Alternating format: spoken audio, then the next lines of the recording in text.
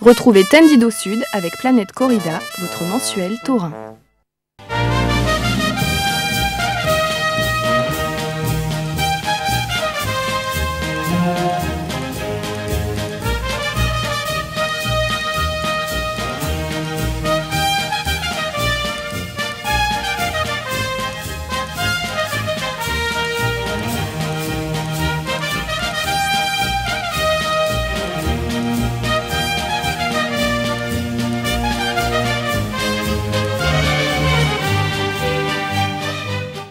Bonsoir et bienvenue sur le plateau de Tendido Sud. Merci d'être fidèle à votre rendez-vous du mercredi soir sur Télémiroir. Une émission ce soir dédiée à certains aspects importants de la Temporada 2009 dans les arènes de Nîmes, mais aussi dans les arènes d'Arles avec une évocation du fameux taureau Clavel Blanco. Nous reviendrons également sur l'Assemblée Générale de l'Union des clubs taurins Paul Ricard qui s'est tenue il y a quelques jours de cela du côté de Méjeanne. Et nous évoquerons enfin aussi d'autres aspects de la Temporada 2009 de Mehdi Savali en compagnie de notre invité qui n'est autre que l'apodérado du torero arlésien. Il s'agit de Denis Lauré. Bonsoir Denis. Bonsoir Christophe. Merci d'avoir accepté l'invitation de Tendido Sud. Heureux de vous accueillir sur ce plateau. On va donc évoquer très largement en images quelques temps forts que vous avez choisis dans cette Temporada 2009. Mais avant d'évoquer ceci, nous allons rebondir sur l'actualité de la semaine et notamment du côté des arènes de Nîmes avec l'annonce de l'organisation de ce premier Master international des écoles taurines qui se déroulera donc aux arènes de Nîmes sous le haut patronage de la Fédération internationale des écoles taurines et de la Fondation El Khouli, le maestro madrilène qui offrira à cette occasion un lot d'Héral de son élevage d'El Freixo dans le cadre de la finale qui se déroulera lors de la prochaine Feria de Pentecôte. 3 courses de présélection sont d'ores et déjà calées pour les 10 et 11 avril prochains dans ce qui devrait être la future mouture du printemps des jeunes aficionados avec la présence en piste de 18 bécéristas, 15 issus d'écoles taurines fédérées et de 3 représentants français. Les demi-finales auront lieu en nocturne pendant la Feria de Pentecôte les vendredis 21 et samedi 22 mai alors que la finale se déroulera le dimanche 23 toujours en nocturne. Et puis on suivra bien évidemment l'annonce du calendrier nîmois, outre la présentation des cartels, avec l'officialisation de la journée spéciale du 13 mai pour le J de l'Ascension et le solo de Sébastien Castella en seul contre 6, avec évidemment cette journée spéciale des 10 et 11 avril qui suivra le week-end pascal. Un mot rapide, Denis, sur l'organisation de ce Masters d'école taurine. On savait que depuis quelque temps, il n'y avait plus d'Onovia de Saint-Picador dans les arènes de Nîmes. Là, c'est un retour par la grande porte, avec en plus un retour à une tradition nîmoise, les nocturnes, pour découvrir les espoirs de demain. Non, c'est une très bonne initiative. Moi, je me rappelle, j'avais touré l'une des dernières à Saint-Picador à Nîmes. C'était dans le cadre des échanges des écoles taurines, notamment dans le cadre international des écoles taurines. Et ça, c'était en 86. Et depuis, il n'y en avait pas eu. Non, je crois que c'est très très bien. Et puis bon, ça permet aussi aux jeunes de pouvoir, je veux dire, évoluer dans une arène importante qu'est Nîmes. Et bien sûr, c'est une arène qui impressionne tout autant. Pour un amateur de taureau, mais bien plus encore pour un jeune qui débute. Et puis à noter également sur vos calendriers, toujours concernant des Noviades Saint-Picador, vous allez le redécouvrir en images, la Noviade Saint-Picador prévue le 22 août prochain, qui verra la célébration de cette course traditionnelle dans les arènes de Maubourguet, coquette cité des Hautes-Pyrénées. Nous étions présents l'été dernier, une cité où on suit assidûment les émissions de taurines de Télémiroir, notamment via Internet. L'association Maubourguet Taureau, organisatrice de cette Noviade Saint-Picador, a retenu un lot d'Hérales porteur du fer de Paul et Jérôme Bonnet, Ganadérie implanté dans le Gers et qui avait été notamment révélé l'an passé lors du concours de Castelnau-Rivière-Basse. Sur ces images de l'édition 2009 de la Noviade, vous reconnaissez notamment le bécériste arlésien Matteo Julian, dont la prestation le week-end dernier chez l'éleveur Jiménez Indarte a été relevée et a conquis la presse spécialisée espagnole, mais apparemment pas le jury du Zapato de Plata qui ne l'a malheureusement pas qualifié pour la phase suivante.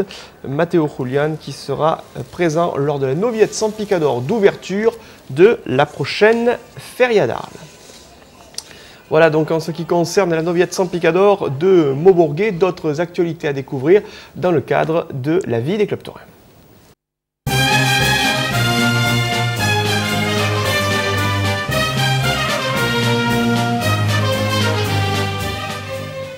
Et Du côté des associations taurines, nouveau rendez-vous demain 11 février avec le jeudi des artistes chez les amis de Pablo Romero, 12 rue Émile Jamet. Jean-Marie Stetka et Albert Martin, dont vous redécouvrez une œuvre derrière moi, réaliseront une œuvre en direct et présenteront leur dernière toile taurine. Une soirée artistique placée sous le signe du partage et de la convivialité, comme chaque deuxième jeudi du mois à Pablo Romero, avec vin des costières et tapas maison, consommé avec modération comme toujours. Pablo Romero qui prolongera le débat au sein de son espace le vendredi 12 février avec un rincon taurin qui abordera la récente délégation de service public aux arènes de Nîmes, le club taurin des amis de Pablo Romero qui avait en amont invité les deux candidats à la DSP à venir présenter séparément leur dossier aux aficionados. Dans leur communiqué, les amis de Pablo Romero indiquent que seul Stéphane Fernandez-Meca a répondu à l'invitation lancée. Le perdant donc de ce concours nîmois sera présent vendredi à partir de 19 h dans une large discussion où seront abordés notamment les thèmes relatifs à la délégation de services publics et à la préparation du dossier pour cette DSP. Rappelons que l'entrée est libre et gratuite. Et puis le cartel coup de cœur de la semaine va nous amener du côté de l'Espagne, outre-Pyrénées, à Ajarbir, aux portes de Madrid. C'est la première feria de l'année, de la temporada espagnole, dernière corrida de cette feria qui se déroulera ce samedi 13 février à partir de 16 h 30 et où nous serons présents avec 6 taureaux de Alberto Mateos Arroyo pour Marc Serrano qui se présentera dans ces arènes dans le cadre de cette temporada très particulière qui verra pour lui la célébration de ses 10 ans d'alternative. Sanchez Barra ainsi que Andrés Palacio, avec pour les aficionados qui ont certains souvenirs, l'ancien fer de la famille Frias, chez cet élevage de Alberto Mateos Arroyo. Et puis notez également sur vos tablettes ce dimanche le retour, après quasiment 10 années d'absence, de Juan Bautista à la Monumental de Mexico, le taureau arlésien qui affrontera ce dimanche l'élevage local de San Martín, la propriété de la famille Chafik, aux côtés de Fernando Ochoa et de Pepe Lopez. Voilà en ce qui concerne l'actualité des clubs taurins. On sera très complet, très précis en évoquant bien évidemment ce qui s'est déroulé au cours des dernières semaines pour l'Union des clubs taurins Paul Ricard, avec la tenue de cette assemblée générale à Méjeanne le 30 janvier dernier. Je vous propose d'y revenir dans ce sujet.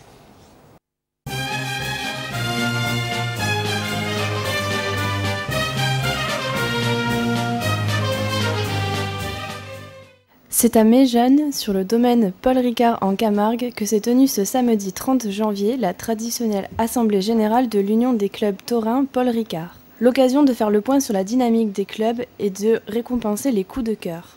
Les gens sont passionnés, donc on parle, on pourrait y passer la journée, c'est magique. Surtout que, comme nous sommes fédérateurs à l'Union des clubs taurins Paul Ricard, tout le monde a pu s'exprimer.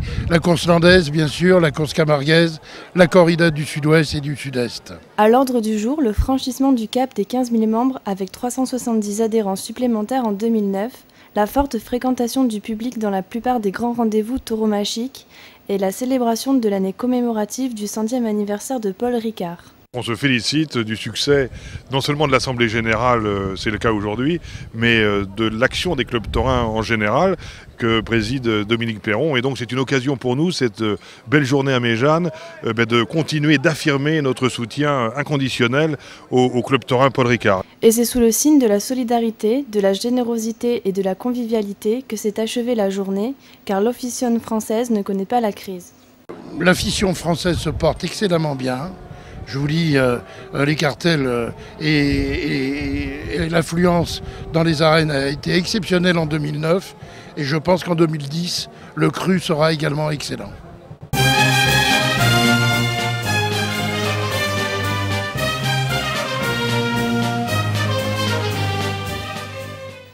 L'Union des clubs taurins Paul Ricard, toujours très active sur le terrain, présente dans des centaines de clubs disséminés aux 4 coins de France. Il est important, Denis Lauré, de voir justement la présence sur le terrain de tous ces aficionados fédérés qui représentent bien une bonne action et qui mettent à l'honneur, qui plus est, les professionnels taurins chaque année lors d'une grande messe de l'afition fin janvier à Méjeanne. Bien sûr, j'ai été invité à plusieurs reprises à cette manifestation. Cela englobe, je veux dire, les 3 tauromachie. Vous savez bien que de nos jours, il est important d'être unis et d'être solidaire, puisque bon, on sait pertinemment que la tauromachie est attaquée. Et donc le fait d'être solidaire, eh ça permet, je veux dire, l'union fait la force en quelque sorte. On va revenir, Denis, sur certains aspects de la Temporada de Mehdi Savali qu'on va redécouvrir par l'image avec 3 dates clés que nous avons choisies. Il y a tout d'abord le succès de Mehdi dans les arènes d'Istres avec l'évocation de cette corrida du 19 juin dernier. Dire un petit peu comment s'est structuré finalement, en votre qualité d'apoderado de Mehdi, cette temporada par rapport aux défis et aux objectifs qu'il s'était fixés, à savoir découvrir certains grands noms de l'élevage du taureau brave en Espagne. Il y a eu les Victorino Martin et puis il y a eu surtout cette découverte des taureaux de Miura. Est-ce que votre discours a évolué, on imagine, en amont de ces corridas, Denis? Bien sûr, bon, Mehdi, je veux dire, il était dans une position délicate ces dernières années. Bien sûr, il a aussi été un petit peu, pas mis de côté, mais bon, il y a eu des batchs, et comme pratiquement tous les taureurs peuvent, je veux dire, traverser dans leur carrière. Et là, il fallait impérativement marquer le pas. Et donc ça a été le cas, puisque bon, il a été présenté à Arles avec celle de Victorino, Miura et Dolores Aguirre, Ione. Donc il était prêt pour effectuer des passeos avec ce style d'élevage. Et ma foi, dans l'ensemble, je veux dire, ça s'est quand même très bien passé pour une première année avec ces élevages. Pardon. Par rapport à sa prestation devant les taureaux de Miura, qu'est-ce qui a été très important dans le fait d'aller chercher cette sortie en triomphe par la grande porte devant une corrida qui, pour certains exemplaires, était dotée d'une certaine qualité aussi? Oui, bien sûr. Ce jour-là, il y a eu quand même des taureaux qui se sont laissés, même si ce sont des Miura, ça reste quand même Miura. C'était la première corrida qu'il abordait de cet élevage, notamment avec 2 taureaux qui ont l'habitude de les affronter, notamment, bien sûr, José Ignacio Ramos. Juan José Padilla et José Ignacio Ramos. Je crois que ça a été une corrida importante pour Mehdi. À partir de là, il ne faut pas non plus baisser les bras, il faut travailler, parce que le chemin est très très long. On a eu la chance aussi ce jour-là de pouvoir toucher un taureau qui puisse lui permettre de taurer entre guillemets à gusto. Mais je crois qu'il a marqué des points ce jour-là, puisqu'il a aussi coupé ses 2 oreilles. Et il ne faut pas oublier qu'il avait brindé un petit peu son second taureau avec Sébastien Castella. Il fallait qu'il soit à la hauteur de la situation. Ce qui a été le cas. Avec 2 oreilles coupées devant ce taureau Rabanero, à vos yeux, quelle a été la prestation de Mehdi, on va dire, la plus accomplie par rapport à tous les points techniques que vous avez travaillé avec lui au cours de cette année 2009? Personnellement, il y a eu deux actuations, voire 3 de Mehdi. Moi, je vais retenir R sur l'Adour avec son premier taureau. De Baltasar Liban. De Baltasar Liban, avec au cartel César Jiménez et Antonio Ferreira. Un très beau cartel dans une arène importante du sud-ouest.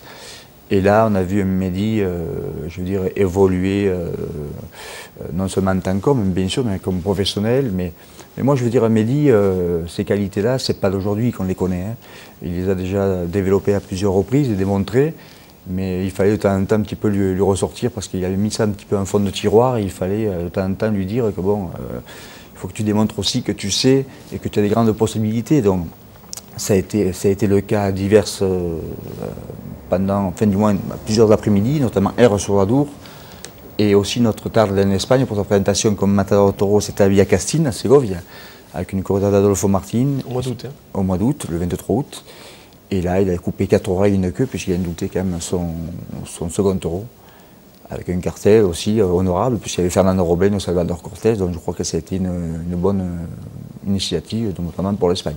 Il y a une autre arène où Mehdi Savali jouit d'une belle notoriété. Il s'agit des arènes de Béziers. On va redécouvrir les images de cet après-midi du samedi 15 août 2009 devant une imposante corrida de Valdefresno, propriété de Nicolas Fraile. Et, si je me souviens bien, Denis, vous avez même, je crois, partagé le cartel devant cet élevage avec Mehdi dans les arènes de Béziers, il me semble, lors de sa première temporada de Matador. Mehdi qui jouit d'un bon contact justement avec le public bitérois. À quoi vous l'attribuez?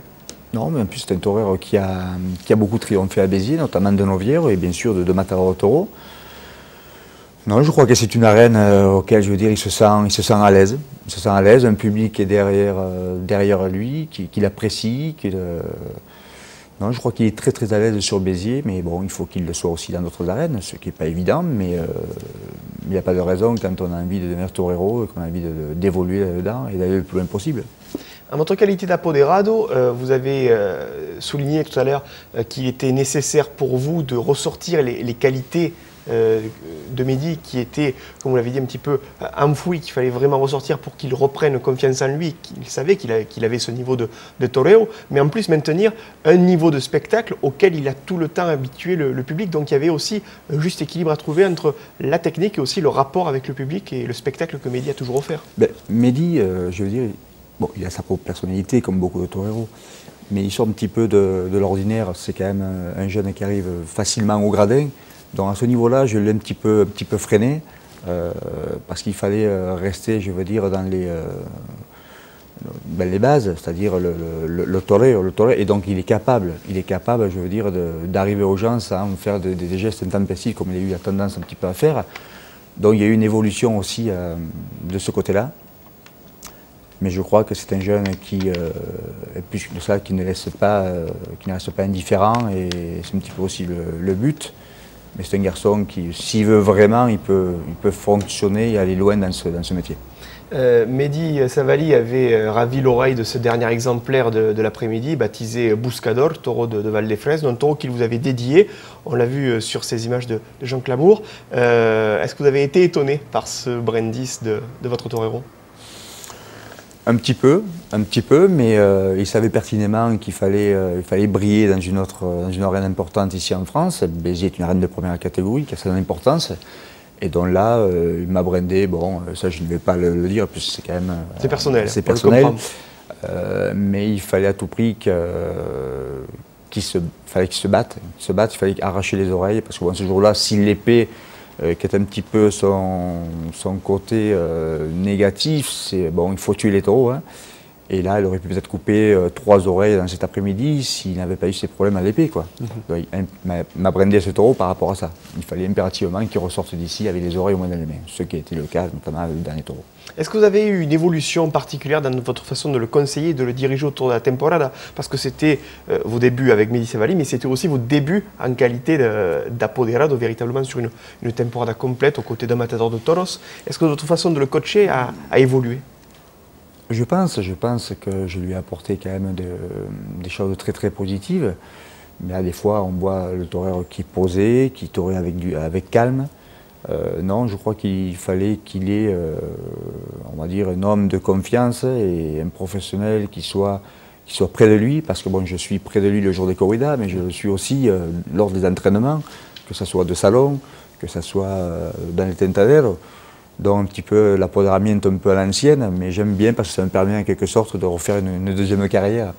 Je suis forcément en contact avec les apoderados, avec les impresarios pour négocier des contrats, mais ce qui me plaît le plus, c'est d'être encore bien plus près de lui, en quelque sorte. Je veux dire, bon, moi je suis marié, mais c'est comme si j'étais marié une seconde fois, quoi. Vous partagez la vie de Mehdi Savali dans l'arène avec bien les succès que l'on sait en 2009, avec notamment quelques triomphes importants. On va redécouvrir le dernier. C'était la première date où Mehdi était attendu. C'était le 13 avril dernier, corrida de clôture de la feria de Pâques, qui plus est dans la ville de Mehdi, à Arles, avec une corrida de Victorino Martin. Sacrée responsabilité, surtout lorsqu'on fait le paseo avec Antonio Ferreira et Alcide. Deux toreros qui ont l'habitude de se coltiner ce style d'élevage. Bon, avant de torer la corrida de Victorino Martin, on est allé faire un petit stage chez l'éleveur, hein, torer quelques vaches. D'ailleurs, il a été très très bien ce jour-là, avec une vache très compliquée et une seconde très bonne. Et là, on a vu Mehdi déterminé, mais c'est vrai que bon, à Arles, on a eu aussi sa petite chance, ce qui permet aussi de pouvoir avancer, parce que dans la vie, il en faut aussi. Oui. Maintenant, il a su la saisir, notamment avec ce second taureau. Mais là où il m'a beaucoup plu, c'est bien plus forcément avec le taureau auquel il a coupé les 2 oreilles, parce que là, il a en quelque sorte fourni le travail qu'on avait fait à l'entraînement. Donc là, sur quelques séries, notamment à gauche, il y a eu des séquences remarquables, notamment au ralenti. Dommage, l'épée un petit peu basse, mais bon, il a marqué ce jour-là des points. Il fallait impérativement marquer un début de saison comme il l'a fait à Arles, en triomphant, quoi. Parce que ça nous a aidé par la suite sur certains contrats dans d'autres arènes. Ça joue. 2 oreilles à un Victorino Arles, ça joue une bien sûr, puis Victorino, c'est quand même un grand élevage, et un triomphe avec les taureaux de Don Victorino Martin, je veux dire, ça a de la répercussion. Mehdi Savali qui a su vous donner de la force au bon moment, et justement on a redécouvert sur ces images arlésiennes toujours sa capacité à transmettre son envie à la CAP. Est-ce que vous avez un petit peu, sur ce que vous avez vu de Mehdi cette année, un petit peu déterminé peut-être sa marge de progression? Où est-ce qu'on en est aujourd'hui de Mehdi, et est-ce qu'il peut encore aller plus loin justement, gagner encore en profondeur et continuer sur ce chemin, avec le risque dont on sait dans ce genre de corrida, c'est ensuite d'être enfermé et de ne pas s'ouvrir d'autres portes. Est-ce qu'à ce niveau-là, vous voyez la carrière et l'avenir de Mehdi avec sérénité? Moi, personnellement, je n'en doute pas une seconde. C'est un torero qui est plein d'allant, qui est généreux, et il a envie de progresser. Il va à l'entraînement, je veux dire, il vit pour ça. Ça n'était peut-être pas le cas les années précédentes. Mais là, il prend conscience que ce sont des années importantes pour lui, et puis bien sûr pour son avenir, hein, puisque je veux dire, la seule chose qu'il sait faire dans la vie, c'est de torer, d'être en contact avec le taureau et le public. Et donc tout ça, je veux dire, je lui rappelle assez souvent qu'il ne faut pas baisser les bras, qu'il faut se battre. Et pour ça, il faut vivre 24 heures sur 24 et 365 jours par an au taureau. Juste après notre pause publicitaire, nous aurons l'occasion de revenir dans les arènes d'Arles pour notre moment fort de la temporada sur lequel Denis Lauré souhaitait revenir. Juste avant de faire cette pause, un rappel du mail de l'émission si vous souhaitez nous envoyer une information concernant la vie des clubs taurins, tendidosud@telemurar.com. Vous pouvez également voir et revoir cette émission à la carte via notre site internet le www.telemurar.com et notre serveur de vidéo le www.mikewego.fr. Toute l'actualité de Tendido Sud également présente sur Facebook via le groupe Les Aficionados de Tendido Sud. Après la pause publicitaire, Clavel Blanco, roi des arènes d'Arles, face à Lopez Chavez.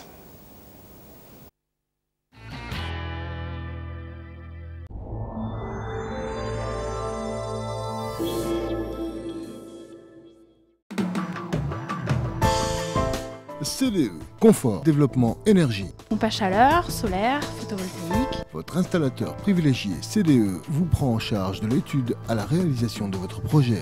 Pour tout besoin en solaire, pompe à chaleur ou photovoltaïque, contactez-nous pour une étude gratuite et personnalisée. CDE, c'est au 1325 avenue Maréchal Juin à Nîmes. Entre l'économie d'énergie, le crédit d'impôt, la TVA 5,5 et nos études gratuites, n'hésitez plus. Les Indiennes de Nîmes Mistral, la marque authentique de la Camargue. Vêtements déco tradition, venez découvrir les nouvelles collections en magasin ou sur le site internet www.lesindiennesdenîmes.fr. Chemise, blouson, veste, jupe, pantalon, à chacun son style. Les Indiennes de Nîmes Mistral, ce sont 7 boutiques et une marque au cœur de la Camargue.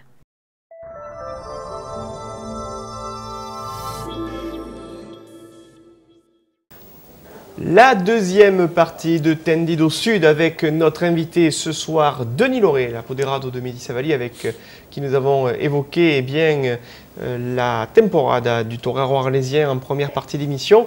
Denis qui souhaitait revenir sur certains temps forts de cette temporada dans le sud-est français et notamment redécouvrir les images du fameux taureau de Maria Luisa Dominguez y Pérez de Vargas, Clavel Blanco, qui avait été lidié le vendredi 11 septembre 2009 en 3e position lors de la corrida concours d'élevage traditionnel qui ouvre la Feria du Riz dans les arènes d'Arles.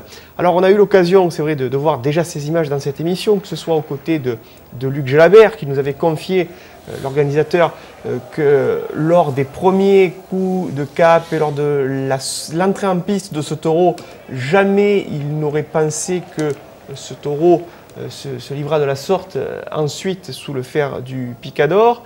Également ici, lors des émissions de fin d'année, on a redécortiqué ce tir de pique particulièrement spectaculaire au cours duquel cet exemplaire de Maria Luisa Dominguez y Pérez de Vargas avait renversé la cavalerie par 2 fois, sans, on le rappelle, blesser le cheval d'Alain Bonijol qui était parfaitement protégé, on le rappelle.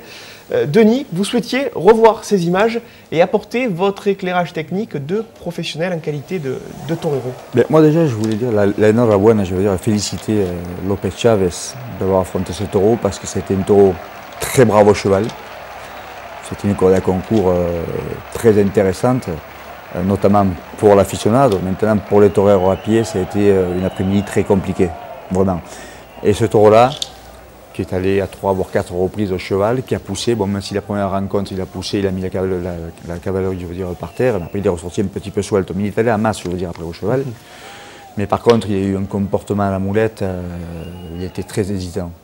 Un taureau réservé, et qui, je veux dire, aurait pu mettre en déroute n'importe quel torero, je veux dire, les premiers toreros de l'escalafon, y compris des figures, quoi. Donc Lopez Chavez a été ce jour-là très très bien, il a été pour moi même énorme avec ce taureau. Déjà, il est sorti de la indemne parce qu'à n'importe quel moment, celui-ci, il aurait pu l'attraper et lui faire très très mal. Bon, pour ça, on est quand même préparé aussi, au triomphe et au fracas sur les blessures. Mais il a passé quand même un très très mauvais moment avec celui-ci, notamment à la moulette. Parce que c'était un taureau qui était pas très fixe dans la moulette, il était un petit peu à droite, à gauche. Il était coloqué au moment donné à la distance juste. Le second moulettas ou le troisième, il était exactement coloqué pareil. Mais à un certain moment, il lui a fait plusieurs fois. C'est un taureau très compliqué et ne pas confondre bravoure et noblesse. Ça peut être un très grand taureau forcément à la pique, mais à la moulette, il peut s'avérer très très compliqué. On va dire comme tous les taureaux braves. Il y a des taureaux qui sont plus braves que d'autres, mais qui sont plus complets aussi, et d'autres qui le sont moins, comme celui-ci par exemple. Taureau très exigeant, en tout cas. Très exigeant, je veux dire, qui te mettait à l'épreuve à n'importe quel moment, qui était sur la moulette, mais qui était plus souvent avec toi qu'avec le leur, quoi. Donc il a eu un mérite énorme ce jour-là, et je me rappelle, moi je l'ai vécu en bas derrière la contre-piste. Je l'ai mal passé vraiment, je l'ai très très mal passé parce que j'ai vu le torero passer un calvaire pas possible. Et vous voyez, par exemple, ce charge-là, bon, ben, par moment il vient, il met très bien la tête, mais il est très hésitant. Vraiment, il est très hésitant. Donc c'était un taureau qui était très sérieux. Mais bon, regardez, hein, Lopez Chavez l'a aguanté, tout ça. Bon, là, c'est peut-être la meilleure série qu'on voit, mais tout au long de la série, je veux dire. On va voir, notamment sur le côté gauche, où véritablement, il va recevoir un avertissement sans faute du taureau. Voilà. Aussi. Donc là, plusieurs fois, c'est vrai que là, on revoit les images, mais quand on est vraiment au moment présent, croyez-moi que moi, je l'ai passé... beaucoup d'angoisse. Avec beaucoup d'angoisse, mais bon, regardez, par exemple, là, je veux dire, il a été... ce qu'il est en train de faire, c'est extraordinaire. Mais il passait pratiquement, ce qui me gêne, c'est qu'il est passé pratiquement indifférent, je veux dire, avec ce taureau. Alors c'est vrai que dans ce genre de corrida qui plus est, le public accorde une grande importance à ce qui s'est passé lors du tir de pique, parce que malheureusement on n'a plus l'occasion de voir un taureau aller 5 fois sous le fer du picador, et le public a toujours tendance à en demander toujours plus, c'est vrai, au torero, et d'être au même niveau avec la moulette. C'est la corrida concours, hein. Les gens viennent voir, tout le monde est préparé pour voir une corrida concours, de voir des taureaux qui vont 3 fois, 4 fois, 5 fois, et c'est vrai qu'il y a longtemps qu'on n'a pas vu. Regardez, par exemple, il y a longtemps qu'on n'a pas vu une corrida concours avec autant de piques, je veux dire, à ce niveau-là. Mais je veux dire, au troisième tiers, elle s'est avérée très très compliquée, même parfois désagréable pour les toreros. Et les 3 toreros ce jour-là, on peut leur dire enhorabuena, les féliciter, parce qu'ils ont été vraiment à la hauteur de la situation. C'est pas parce que, non, je suis torero d'accord, mais je veux dire les choses. Je veux dire les choses comme je le ressens, et comme tous les professionnels qui se sont mis devant les taureaux un jour avec une moulette, les taureaux adultes, comme ceux qu'on vient de voir. Croyez-moi que c'était une après-midi très compliquée pour les toreros. En tout cas, les aficionados souhaitent après cette corrida concours. Regardez, là, par exemple, pour moi, sur ces images-là, un taureau qui était très compliqué. Pourtant, je veux dire, il est coloqué à la distance juste, mais le taureau hésite. Maintenant, on demande énormément pour un taureau brave. C'est-à-dire 3 fois, 4 fois, 5 fois au cheval, et de lui payer 80 ou 100 moulettas. Mais il y a des taureaux qui supportent. Le taureau réellement brave, il va jusqu'au bout. Celui-là, bon, mais il était brave, oui, à certains moments, mais pas tout le temps. Et peut-être pas sur le côté gauche, comme on le voit ici. Exactement. Sur cette série de naturels. Que Lopez Chavez. Par contre, il y a une chose qui est très positive. Regardez, là, je veux dire, c'est un taureau vraiment qui a posé des problèmes à Lopez Chavez. Il y a n'importe quel torero de l'escalafon, y compris les figures, comme je le répète. La seule chose, c'est qu'il est mort en brave au milieu de la piste. Oui, et on aura l'occasion de le voir en fin de faine. Lopez Chavez qui fera preuve de décision après ce retour particulièrement vibrant sur le côté droit. Par exemple, regardez, hop, il s'arrête. Il ne va pas des fois jusqu'au bout de la moulette, il s'arrête un petit peu avant. Mais bon, ça a transmis, je veux dire, il a été, moi le toreur, pour moi, il a été très très très bien avec ce taureau-là. Très très bien. Et je ne suis pas le seul, bien sûr. De poids lui a été accordé. Aux yeux des aficionados, la ligne de ce taureau a permis de retrouver bien le souvenir des grands Guardiola d'antan. On sait qu'une corrida entière va être lidiée en théorie en septembre dans les arènes d'Arles pour la Feria du Riz. Vous qui avez très souvent estoqué ces corridas de Maria Luisa Dominguez et Pérez de Vargas, et notamment dans les arènes d'Arles, est-ce que vous êtes heureux en tant que professionnel d'un retour en grâce de cet élevage qui était un petit peu oublié? Ah ben c'est un grand élevage, je veux dire, et notamment pour sa bravoure. Hein, bon, il y a eu aussi il y a des taureaux qui sont nobles, hein, je veux dire, mais ils ont tendance un petit peu au troisième tiers à s'éteindre un petit peu, donc c'est ce qui manque. Pourquoi? Parce qu'ils s'emploient tellement au cheval qu'après ils arrivent un petit peu éteints au troisième tiers. Il n'y a pas cette transmission qu'on attend réellement d'un taureau brave. En tout cas, un tour de piste posthume pour Clavel Blanco, une oreille bien méritée pour Lopez Chavez à l'issue de cette lidia vécue intensément par le public des arènes d'Arles. Et puis la récompense qui a également permis au picador Juan Luis Rivas de savourer une partie du Tour d'honneur après avoir orchestré un très beau tour. Quand même, il faut rendre hommage, je veux dire, à tous les picadors qui ont actué à cette corrida, parce qu'ils ont quand même passé une après-midi inconfortable. Voilà, ça a été une épreuve. Voilà, l'oreille de Lopez Chavez dans les arènes d'Arles. Après notre deuxième page et pause publicitaire, nous aurons l'occasion de revenir avec Denis Loré sur 3 moments importants vécus dans les arènes de Nîmes avec Enrique Ponce, Javier Conde et Miguel Ángel Pereira.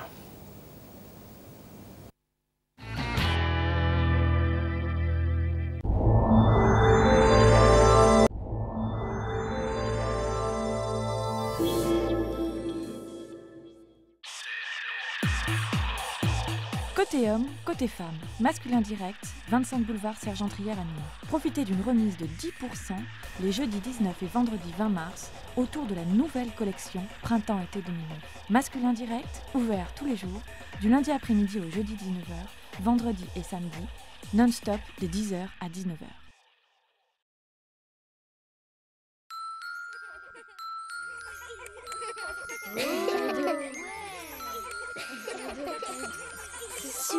Il était une fois les matinées magiques.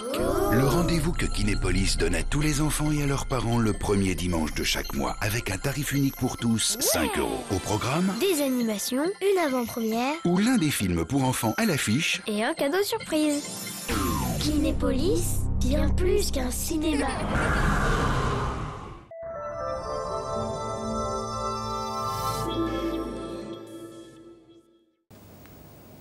La dernière partie de Tennis au Sud avec notre invité Denis Loré, avec qui nous revisitons quelques morceaux choisis de la Temporada 2009. Alors, vous avez souhaité, Denis, revoir d'autres images de la saison taurine passée, notamment dans les arènes de Nîmes. À Rennes, vous avez accompagné Mehdi Savali lors d'une très difficile corrida de Yonnet en septembre dernier, lors de la Feria des Vendanges. À Pentecôte, il y a eu un menu peut-être plus agréable pour les taureaux au présent. C'était la corrida de Garcia-Grande qui était proposée le vendredi 29 mai avec la grâce du fameux taureau Llanero dans les plis de la moulette de Javier Conde.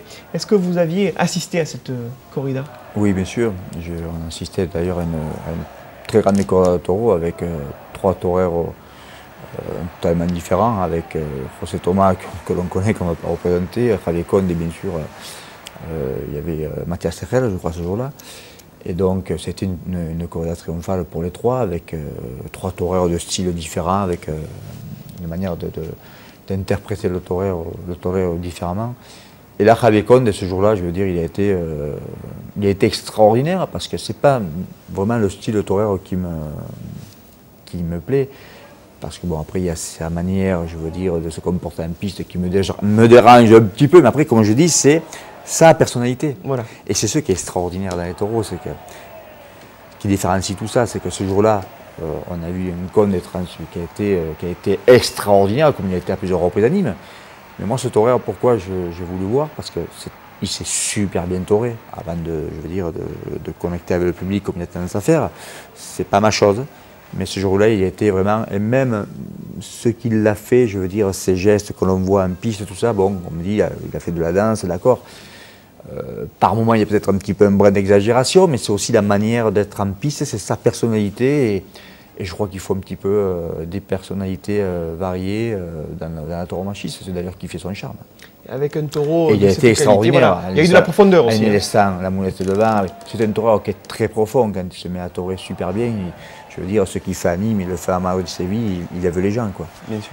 Il a été vraiment extraordinaire ce jour-là, avec un taureau, avec un grand taureau. Et si on regarde bien, celui-ci, il va de bout en bout. Voilà. Au bout de la passe qui permet de bien faire la différence. Il est aussi brave dans la moulette. Ouais.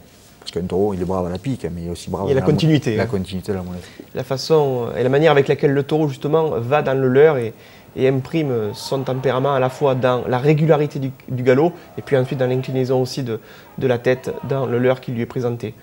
On voit ici la suite de cette faine de Javier Conde, et avec Denis aussi, on peut souligner la qualité du lot de taureaux qui avait été proposé ce jour dans les arènes de Nîmes.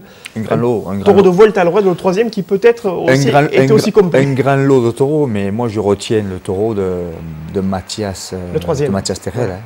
Peut-être le taureau de l'après-midi. Oui, peut-être même de la fête de Pentecôte, oui. Oui. Non, ça a été une grande après-midi de taureau avec 3 toreros qui ont été à la hauteur de la situation. Enfin, on a passé, je veux dire, aficionados de toreros professionnels, en fait, tout. Une grande après-midi de taureau. Javier Conde, qu'on ne se lasse pas de redécouvrir sur ces images lorsque bien l'expression de son art est portée à ce niveau et avec un adversaire de cette qualité. C'est sûr que pour faire ce qu'il fait, il faut vraiment qu'il ait le taureau idéal parce que c'est pas évident. Et une confiance absolue aussi. Une confiance absolue, mais ça c'est une question après de distance. Ouais. Parce que la tauromachie, je veux dire, c'est pas le fait de payer des passes comme ça, il y a une colocation, il y a une distance à respecter. Et bien sûr, ce qui lui permet de pouvoir faire ses fioritures. Alors on va changer totalement de style, Denis, alors qu'on voit les derniers accords de cette série de Javier Conde sur un torero. On parlait d'expression de la personnalité, dont on va dire la manière de se comporter en piste est différente. C'est un torero qui, en l'espace de 4 années, s'est élevé au rang des toreros importants de la temporada, qui a signé une saison 2009 particulièrement bien remplie en termes de triomphe, qui a su bien évoluer, qui est très technique et qui a cette profondeur qui attire le regard à la fois des aficionados et des professionnels toreros. Il s'agit de Miguel Ángel Pereira, qui a signé à Nîmes, là aussi une faine très importante lors de la corrida de clôture de la Feria des Vendanges, devant ce deuxième exemplaire de l'après-midi, corrida de Val de Fresno, avec un taureau porteur du fer de Fraile Massas, qui est le deuxième fer de Nicolas Fraile. Alors on sait que Miguel Ángel Pereira, il se passe toujours quelque chose avec lui aux vendanges. Déjà en 2007, il avait coupé les 2 oreilles et la queue d'un taureau particulièrement mobile de José Vázquez. Et cette année, en tout cas en 2009 à Nîmes, le torero originaire d'Extrémadure a remis au goût du jour cette personnalité, sa technique, son ressenti personnel du torero avec beaucoup d'immobilité, mais aussi de la profondeur. Pourquoi ce choix d'image, Denis? Parce que ce jour-là, on a vu un torero qui a toré au ralenti. Il y a certaines tandas, certaines séries où on ne peut pas torer plus doucement, où on ne peut pas se passer les taureaux plus près. En quelque sorte, je veux dire, la tauromachie d'Ángel Pereira, je veux dire, il est au summum de son art, je veux dire. Personnellement, il a été cumbre ce jour-là. C'est un taureau qui me plaît depuis pas mal de temps d'ailleurs, qui est d'une tranquillité, doté d'un professionnalisme aguerri. Mais à un moment donné, dans cette série-là, il y a eu des séries au ralenti interminables, auxquelles il se les est passé vraiment très très près des fémorales, où il a été hyper à gusto, où enfin en quelque sorte il a enchanté tout le monde, y compris les professionnels qui étaient présents ce jour-là. Mais ça ne fait que confirmer le moment qu'il traverse ce torero. Hein, il n'est pas figure par hasard, c'est du travail, de l'abnégation, et là on a vu un grand Pereira ce jour-là, vraiment. Beaucoup de lenteur dans les gestes de Miguel Ángel Pereira, beaucoup de temple, beaucoup de douceur. On le voit ici. Mais ça, c'est très dur à faire. C'est très dur à faire, je veux dire, parce que regardez le taureau à un certain moment, il s'arrête, il ne va pas jusqu'au bout. Mais lui, il est d'une douceur, d'un aguante, je veux dire, il y a tout pour que ça soit une grande faine. Et puis la moulette est toujours placée au bon moment, au bon endroit. La distance, enfin, on frôle la perfection. D'un œil extérieur, pour moi, c'est parfait. Maintenant, le torero lui-même, je veux dire, on ne se trouve jamais parfait, il y a toujours de quoi redire. Mais là, ce jour-là, il a démontré une ampleur impressionnante de son torero. Et c'est très intéressant de redécouvrir cette fin justement par l'image, puisque finalement cette œuvre qui avait été proposée au public nîmois a été quelque peu occultée et a été effacée des esprits, puisque 4 taureaux plus loin, Daniel Luque avait conclu la feria en coupant les 2 oreilles et la queue. Oui, avec un autre style. Avec un autre style. Je veux dire, le public nîmois, l'aficionado nîmois, français en général, ont découvert un torero nouveau. Qui, pour ma part, va devenir une figure du torero dans peu de temps. Hein. Je pense que, comme il le dit dans une publicité sur Internet, ou sur une interview, pardon, sur Internet, il dit « J'ai 19 taureaux pour être figure du torero ». Espérons que ce soit le cas, parce qu'il a toutes les capacités pour y parvenir. C'est un bel objectif, en tout cas, que de dire ça. Mais parce que ça démontre la détermination qu'a ce torero, et qu'il a des choses à dire importantes dans cette profession, et qu'il n'a pas envie de lutter comme lutte tant d'autres, ce qui ne veut pas dire qu'arriver figure, c'est facile, attention. Hein. C'est du travail, du sérieux, et bien sûr, il y a un surplus aussi, qui fait que bon... qui fait la différence, bien sûr. Est-ce que dans la manière de juger et d'apprécier l'évolution de la tauromachie de Pereira, vous ressentez la patte de son apoderado, qui a été aussi un grand torero, Fernando Cepeda? Fernando Cepeda, qui était un torero, on va dire, artiste, qui a interprété le torero avec lenteur, avec beaucoup de ceinture, du sentiment. Je pense que on va dire, la liaison Pereira-Cepeda a fait énormément de bien pour ce torero-là. Parce que de temps en temps, on ne va pas dire qu'on retrouve du Cepeda, mais dans la manière d'interpréter ce torero au ralenti, d'être très doux avec les taureaux, il y a aussi du Cepeda. Mais je crois qu'il y a quand même du Pereira depuis sa naissance, on va dire au milieu. Exactement. Ouais. Ça, c'est inné, hein, je veux dire, c'est des choses des fois qui ne s'apprennent pas. Miguel Ángel Pereira qui est pétri d'une affition immense depuis son plus jeune âge. Et d'une aguante, je veux dire, c'est cette partie-là aussi qui est très importante. On ne peut pas se passer les taureaux plus près que ceux qu'a réalisé Pereira ce jour-là. Les taureaux qui te touchent, je veux dire, les fémorales avec le piton, je veux dire, les genoux, les muscles. Non, il a été très complet, quoi. Regardez, je veux dire, c'est... Parce que c'est pas évident de taurer un taureau qui vient comme ça au ralenti, hésitant. Taurer vite, c'est à la portée de beaucoup de taureaux. Maintenant, taurer au ralenti, il ne faut pas le destempler, il y a une mesure à prendre, le mener le plus loin possible tout en gardant ce tempo, cette distance la même lenteur aussi, entre les pitons et la moulette, et avoir ce même rythme du début jusqu'à la fin. Et dans ce moulettage-là, à un moment donné, le taureau peut aussi accélérer ou ralentir. C'est ça le secret du tempo. Quand on arrive à avoir de tempo comme là, Pereira et tant d'autres, on peut s'estimer aller loin dans les taureaux. 2 oreilles en tout cas pour Miguel Ángel Pereira face à Cigarrero et l'ovation du public des arènes de Nîmes qui a également crépité lors de cette feria des vendanges pour notre torero.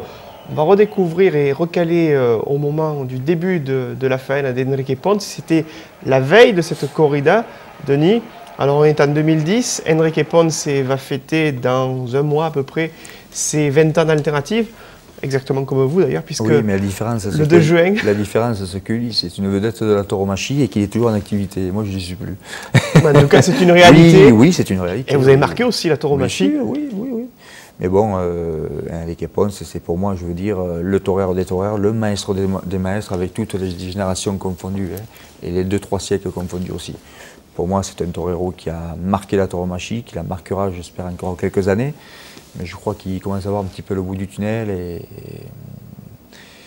Mais en quelque sorte, ce jour-là, ça a été une leçon de tauromachie à montrer, je vais dire, dans les écoles taurines.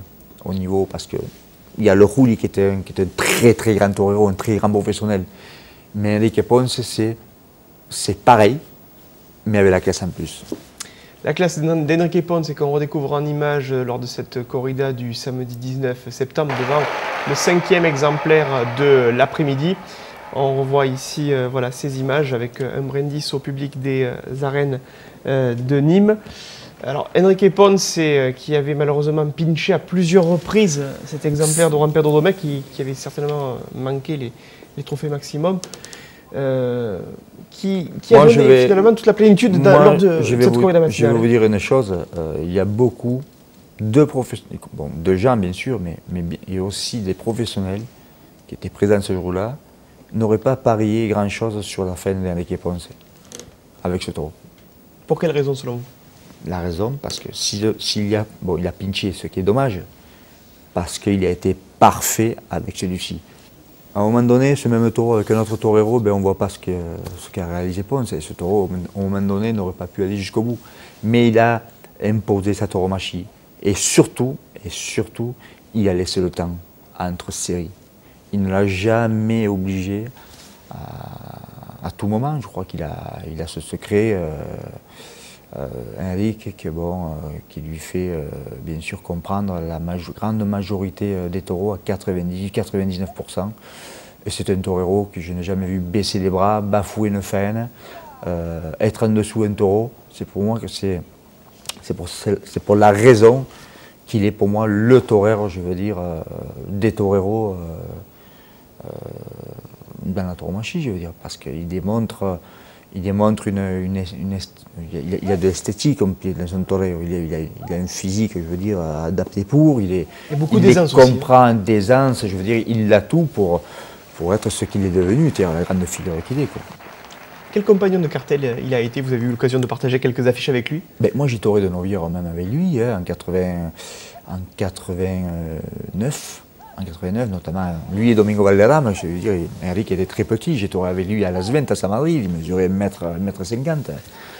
Mais quand tu voyais ce jeune, je veux dire torer, tu étais émerveillé, quoi. C'était un mini matador de taureau. Et beaucoup de gens n'avaient pas, je veux dire, parié un copec sur celui-ci. Moi, quand j'ai lu, je suis là, s'il ne devient pas Massima Fuel Torero, c'est qu'il y a un gros problème.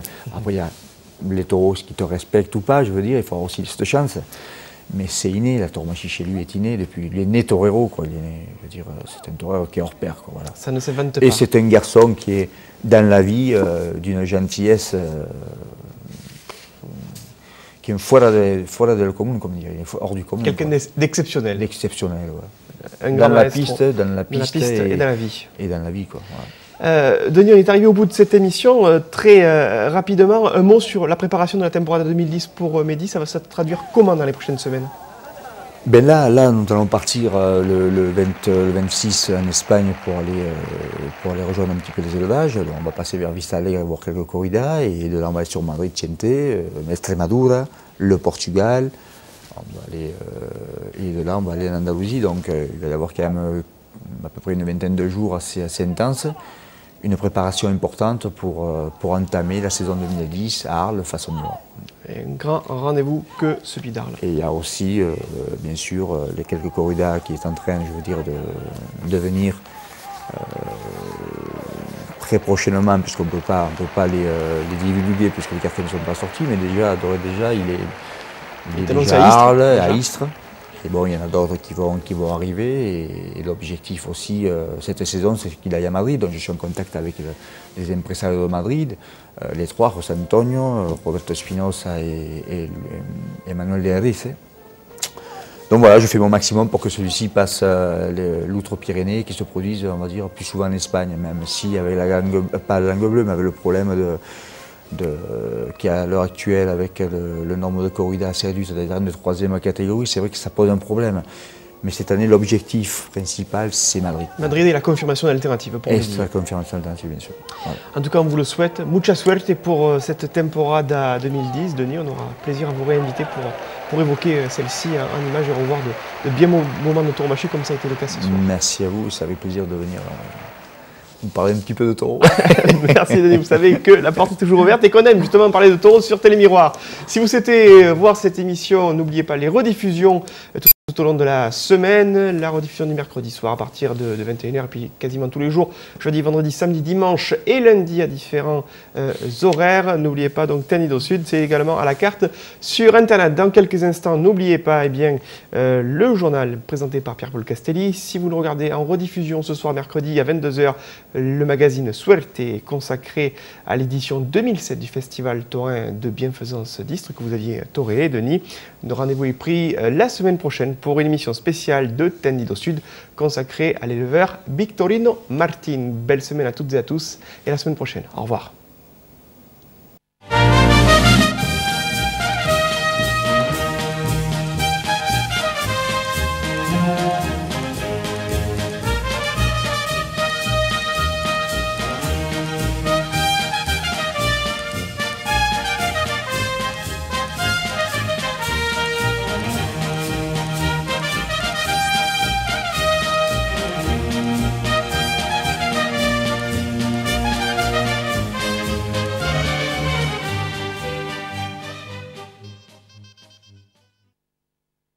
C'était Tendido Sud avec Planète Corrida, votre mensuel taurin.